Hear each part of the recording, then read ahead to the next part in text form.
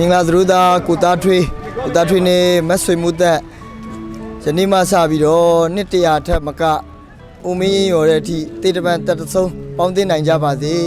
ချစ်ခင်မသွားနဲ့ဆုတောင်းပေးပါတယ်နော်တငယ်ချင်းလေးများနဲ့ရဦးအမေရပြရပါစေတာသမီးမျိုးရပါစေတတ်တဲ့သမီးတရားနဲ့တရားတိခံပြီးစိတ်ရှက်တိခံပြီးတော့ဆိုတော့ဦးအမေရပါရပါစေတို့သမီးနဲ့ရဦးအမေရပါရပါစေအဲ့လိုဆက်ပြီးချုံးပေးပါစေ